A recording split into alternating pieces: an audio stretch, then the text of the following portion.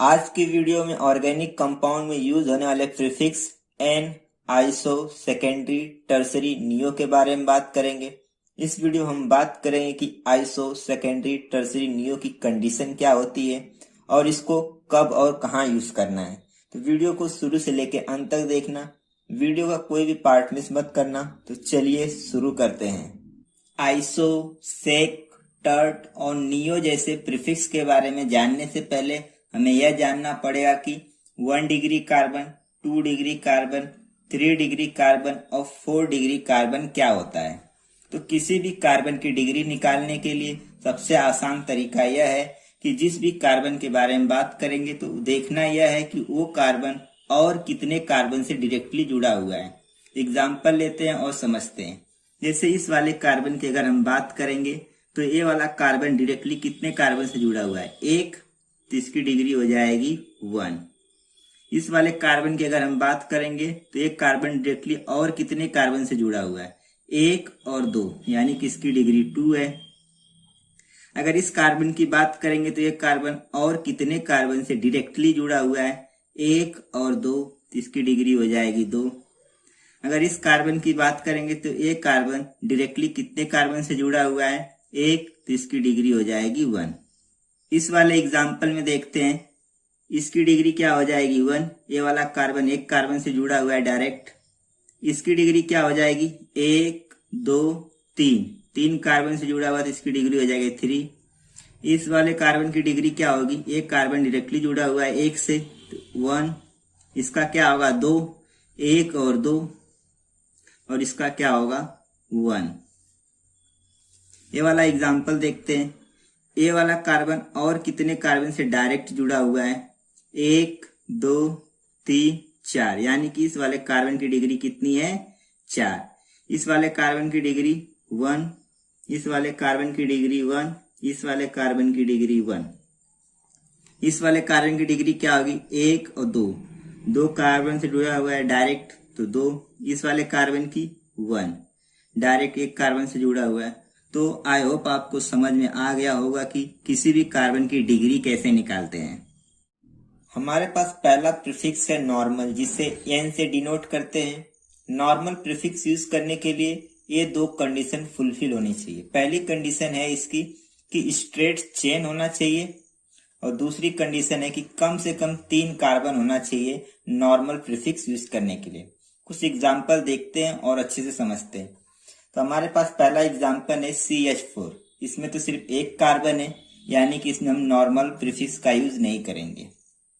इस वाले क्वेश्चन में देखते हैं, ये तो स्ट्रेट चेन है लेकिन हमारे पास 2 ही कार्बन है, तो इस वाले में भी हम लोग नॉर्मल प्रीफिक्स यूज नहीं करेंगे।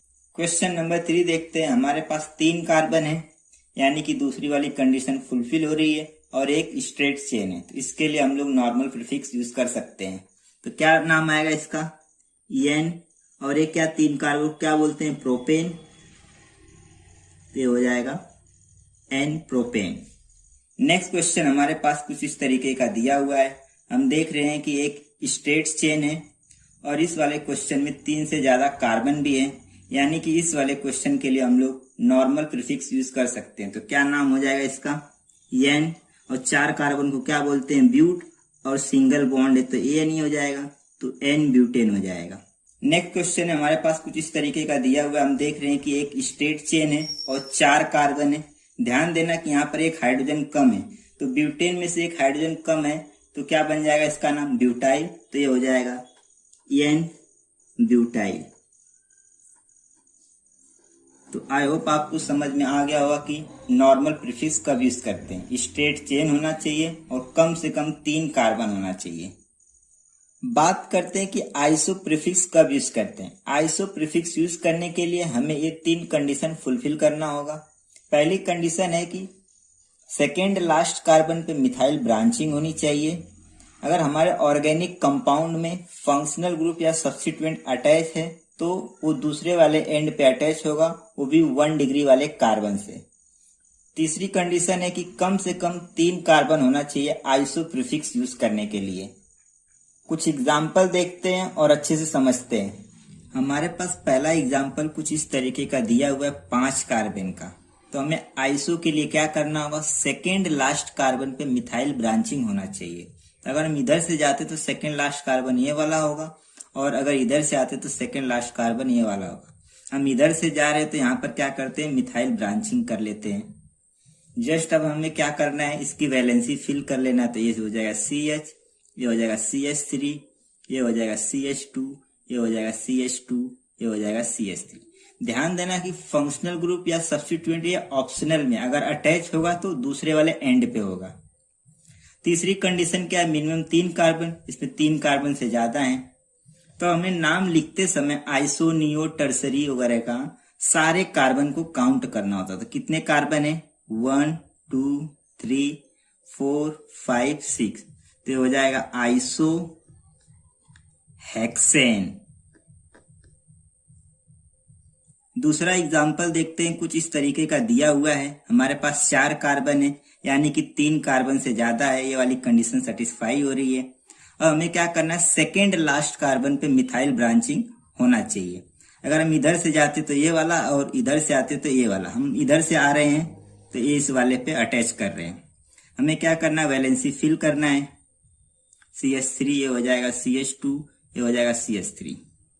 हमने फंक्शनल ग्रुप अटैच नहीं किया क्योंकि ये ऑप्शनल में, ध्यान देना, इफ अगर अटैच होगा तो दूसरे वाले एंड पे अटैच होगा।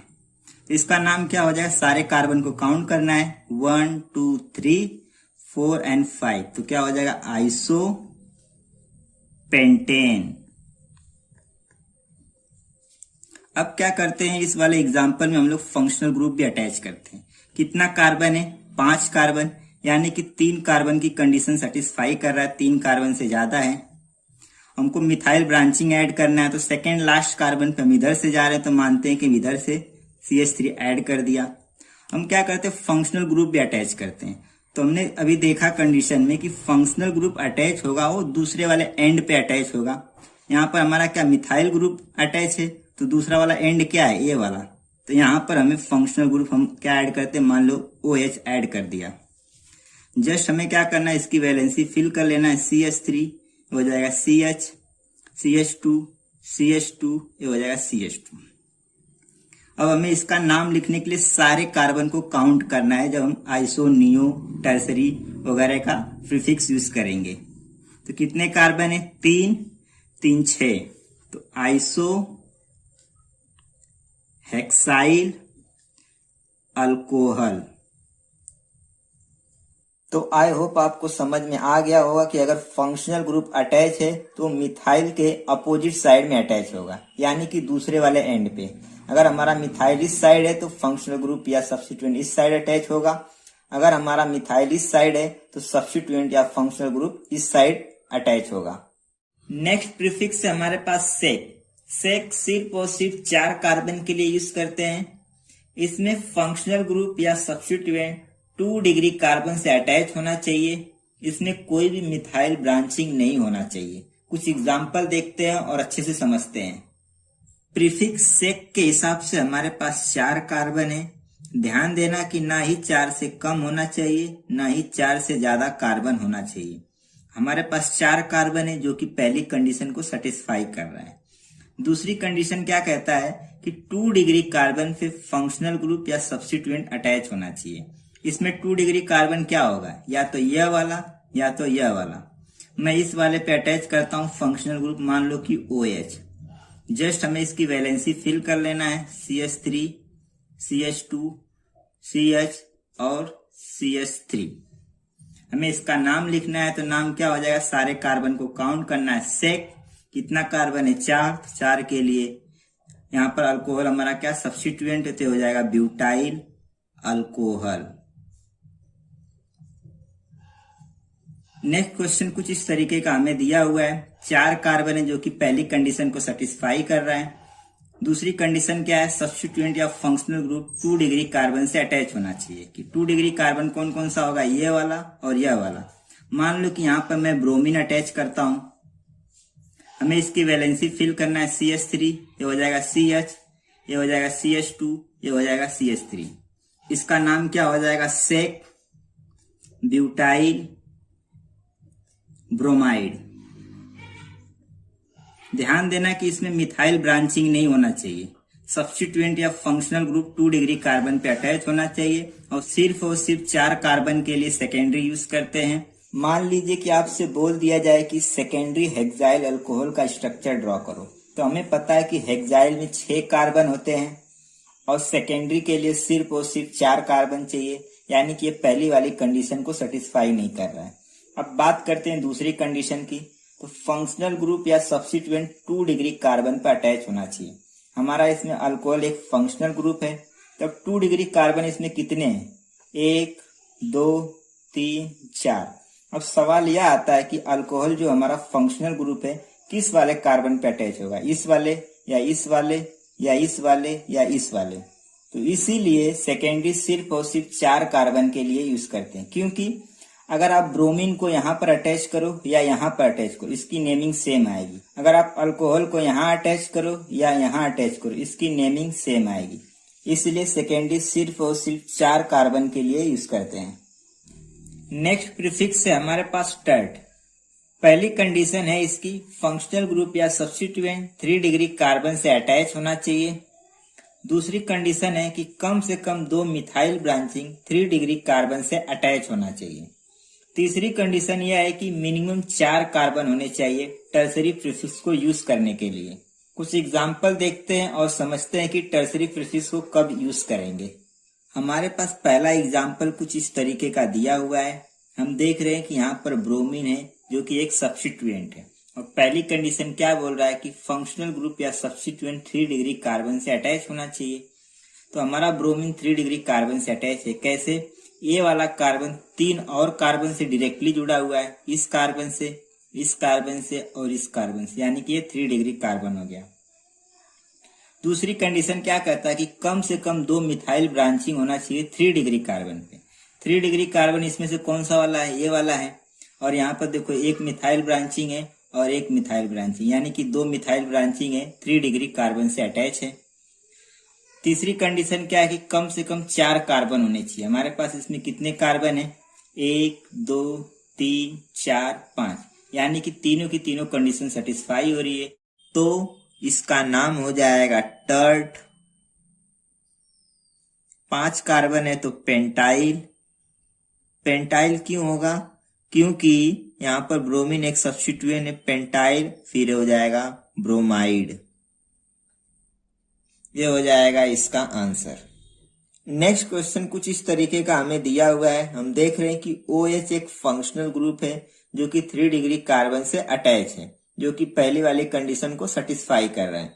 दूसरी कंडीशन क्या कहता है कि कम से कम 2 मिथाइल ब्रांचिंग 3 डिग्री कार्बन से अटैच होना चाहिए।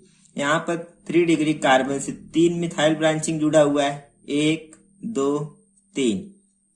तीसरी कंडीशन है कि कम से कम 4 कार्बन होना चाहिए। यहाँ पर कितने कार्बन है?